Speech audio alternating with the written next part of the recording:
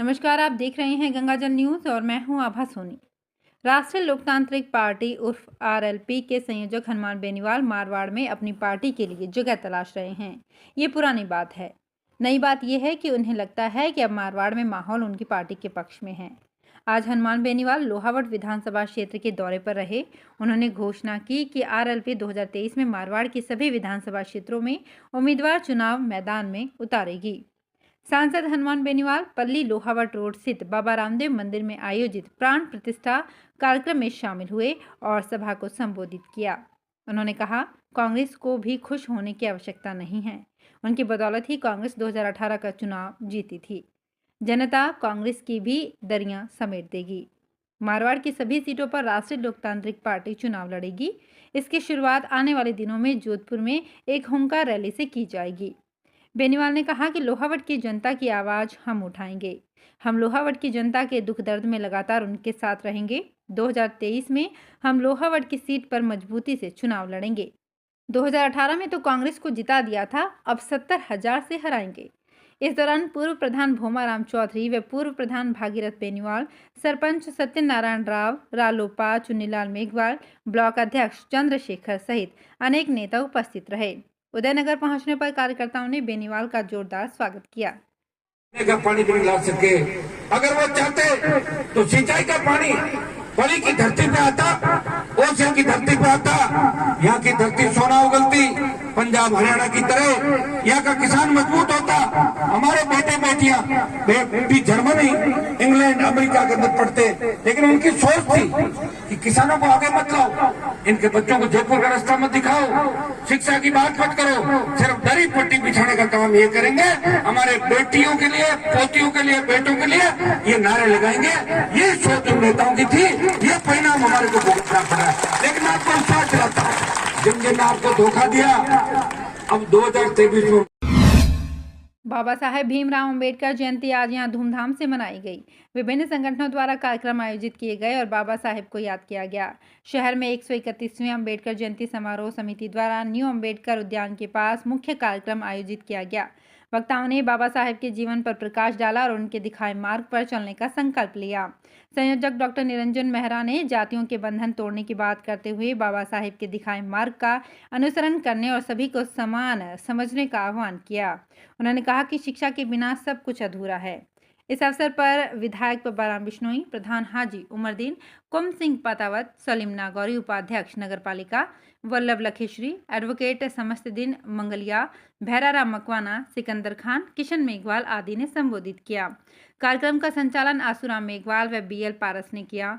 कार्यक्रम में सुरजनाम जयपाल, मोडाराम मेघवाल, रेवत सिंह लीलावत, भंवरलाल मेघवाल, प्रेमलता जुनकर, पार्षद लीलाधर कनौजिया, अरुण मेघवाल व अनामिका मेघवाल, गायत्री गर्ग, जय गोपाल मेघवाल सहित काफी संख्या में गणमान्य जन उपस्थित रहे। तो मैं राजनेताओं से, जातिगत नेताओं से सबसे निवेदन करूंगा कि उन युवा साथियों का मनोबल नहीं टूटे, उन मुकदमों को भी वापस कराने का। कांग्रेस के जो आज कांग्रेस की सरकार है, कांग्रेस के जो सलीम जी विराजे हैं, कौन सिंह जी विराजे हैं, बाकी लोग जो कांग्रेस की सरकार में, कांग्रेस सरकार से कहे कि इन मुकदमों को वापस लिया। इस तरह की आयोजन हो तो हम सब एक हैं, हम सब हिंदुस्तानी हैं, हम सब भारतीय हैं। इस तरह के कभी कार्यक्रम हो तो हमारे जो बुजुर्ग हैं उनकी जिम्मेदारी बनती है कि सब बुजुर्ग एक साथ बैठ करके इस तरह का निर्णय ले, तो कभी भी आमने सामने टकराने की हमारी नौबत नहीं आए। हो सकता है मेरी पीड़ा आप लोगों के समझ आई होगी, ना आई हो तो बाबा साहब की तरह मैं भी आंसू बहाता रहूंगा। आप लोगों से बाबा साहब महावीर साहब को श्रद्धांजलि अर्पित करते, सब लोगों से माफी चाहते हुए मैं अपना आंसुओं को रोकते हुए अपना स्थान ग्रहण करता हूं। राज्य मंत्री का दर्जा प्राप्त बंजर एवं चौरागाह भूमि विकास बोर्ड के चेयरमैन तथा कांग्रेस के राष्ट्रीय प्रवक्ता संदीप चौधरी ने कहा है कि आज देश में महंगाई चरम पर है और आम आदमी की कमर टूट चुकी है, लेकिन भाजपा सरकार को ना तो महंगाई से सरोकार है और ना ही किसान और देश की तरक्की से सरोकार है। उसे केवल सांप्रदायिक सौहार्द बिगाड़कर सत्ता में बने रहने से मतलब है। आज फलौदी आए चौधरी ने पत्रकारों से बातचीत की। उन्हें यकीन है कि राजस्थान में माहौल अभी कांग्रेस के पक्ष में है और विधानसभा चुनाव में कांग्रेस को इसका लाभ मिलेगा।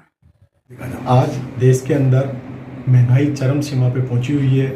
आज चाहे आप गैस सिलेंडर का भाव देखें, चाहे पेट्रोल का भाव देखें, चाहे डीजल का भाव देखें, चारों तरफ महंगाई से हाहाकार मचा हुआ है। भारतीय जनता पार्टी की केंद्र सरकार ने आम आदमी की कमर तोड़ दी है। 2014 में जब नरेंद्र मोदी जी प्रधानमंत्री बनने के लिए पूरे देश में रैलियां करते हुए घूम रहे थे, तो उन्होंने देश के किसानों से वादा किया कि मैं स्वामीनाथन आयोग की रिपोर्ट को लागू करूंगा। साथ ही देश के युवाओं से उन्होंने वादा किया कि मैं साल में 2 करोड़ रोजगार दूंगा और आने वाले समय के अंदर महंगाई को कम करूंगा। आज मैं आपके माध्यम से देश के प्रधानमंत्री माननीय नरेंद्र मोदी जी से पूछना चाहता हूं, क्या उन्होंने स्वामीनाथन आयोग की रिपोर्ट किसानों के हित में लागू की? क्या उन्होंने 8 साल के हिसाब से 8 वर्ष का उनका कार्यकाल हो गया है, 2 करोड़ सालाना युवाओं के रोजगार के हिसाब से 16 करोड़ युवाओं को रोजगार दिया? क्या उन्होंने 15 लाख रुपए हर आदमी के खाते में देने का वादा किया था, क्या उस वादे को पूरा किया? देश में उन्होंने महंगाई कम करने का वादा किया था, क्या उन्होंने गैस का सिलेंडर जो हमारे राज्य में 350 रुपये के अंदर घरेलू गैस का सिलेंडर का रेट था, आज वो 1000 से ऊपर हो चुका है, यानी कि 3 गुना तक बढ़ गया है। चाहे पेट्रोल का भाव आप देखें, 2014 के अंदर 40-42 रुपये पेट्रोल होता था, आज 100 रुपये से ऊपर चला गया है। डीजल का हम देखें तो डीजल का भाव भी 3 गुना बढ़ गया है। आज देश के अंदर भारतीय जनता पार्टी की सरकार को ना महंगाई से सरोकार है, ना किसान से सरोकार है, ना देश की तरक्की से सरोकार है। वो सिर्फ इस देश के अंदर सांप्रदायिक सद्भाव को ख़त्म करके सिर्फ अपने राज को कायम करना चाहते हैं। उनको देश की उन्नति से, देश को आगे ले जाने से कोई मतलब नहीं है। उन्होंने किसान को अपने हाल पे छोड़ दिया है। आप लोगों ने देखा होगा कि 1.5 साल तक देश के लाखों किसान दिल्ली के चारों तरफ बैठे रहे। नरेंद्र मोदी जी ने उनसे बात करना तक उचित नहीं समझा। भारतीय जनता की पार्टी की सरकार 1250 से ज़्यादा किसानों की हत्यारी सरकार है। इसी प्रकार आप लोगों को ध्यान होगा 2003 से 8 तक जब राजस्थान में बीजेपी की सरकार थी तो 72 गुर्जर समाज के लोगों की वसुंधरा राजे ने गोली मार के हत्या करवाई। तो आप समझ सकते हो भारतीय जनता पार्टी की सरकार एक हत्यारी सरकार है जो किसानों के दमन और कुचलने में विश्वास करती है। जैसे चुनाव से पहले यूपी में आपने देखा होगा केंद्र सरकार के एक मंत्री के बेटे ने किस तरीके से दर्दनाक तरीके से किसानों को अपनी जीभ के नीचे कुचल दिया। आज देश के अंदर भय का वातावरण भारतीय जनता पार्टी की सरकार ने किया हुआ है। साथ ही राजस्थान के अंदर हमारे जो मुख्यमंत्री माननीय अशोक गहलोत साहब, उन्होंने एक ऐतिहासिक बजट राजस्थान के लोगों के लिए दिया। देश के अंदर पहली बार किसान के लिए किसी विधानसभा में अलग से बजट राजस्थान सरकार ने दिया, माननीय अशोक गहलोत जी ने दिया। 5000 करोड़ का बजट के प्रावधान उन्होंने किसानों के लिए किया।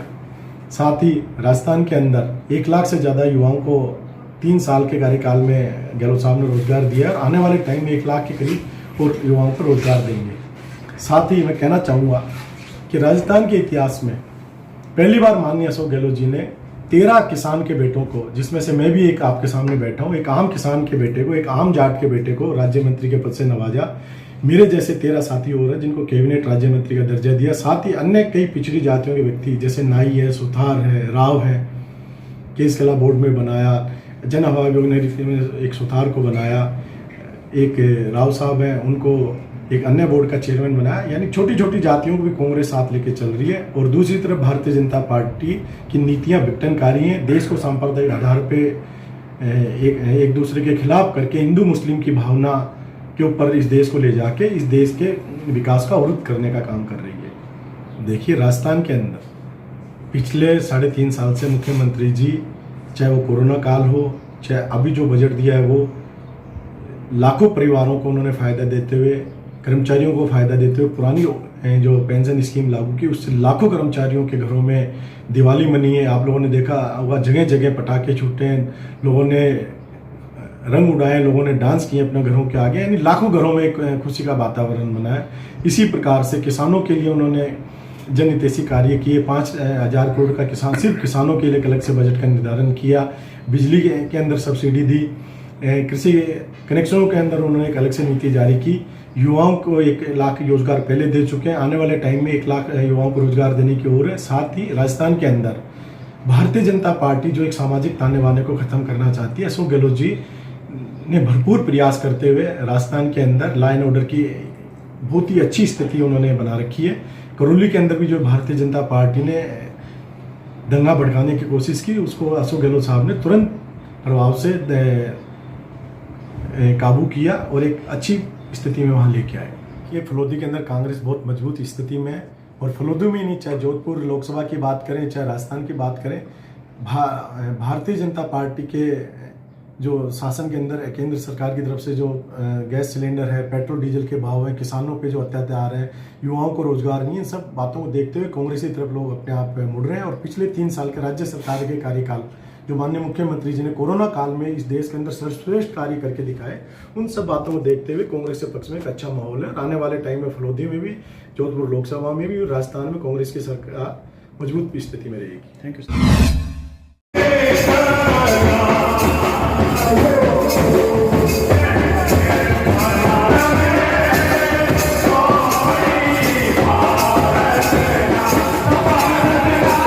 महावीर जयंती पर आज दोपहर ओसवाल जैन समाज की ओर से शहर में वर घोड़ा निकाला गया। वर घोड़ा चूड़ीनगर मोहल्ला स्थित धर्मशाला से प्रारंभ हुआ और विभिन्न जैन मंदिरों से होता हुआ दोपहर बाद सरदारपुरा स्थित महावीर जिनालय पहुंचकर विसर्जित हुआ।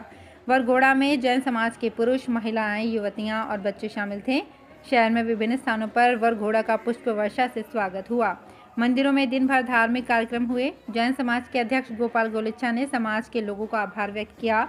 इस अवसर पर गोपाल गोलेच्छा के अलावा महिपाल कोठारी, पार्षद रिंकिता जैन, यश जैन व घीसूलाल चौरड़िया, विमल कानुगा, प्रकाश बोहरा, शांतिलाल छाजेड़, बाबू शाह कानुगा आदि गणमान्य जन उपस्थित थे।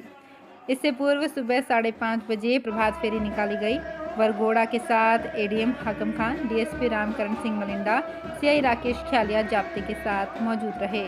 गंगाजल न्यूज़ के साथ बने रहने के लिए धन्यवाद। और हाँ, अगर अभी तक आपने गंगाजल न्यूज़ को सब्सक्राइब नहीं किया है तो सब्सक्राइब कर लें ताकि हर नई अपडेट हम आप तक पहुंचा सकें।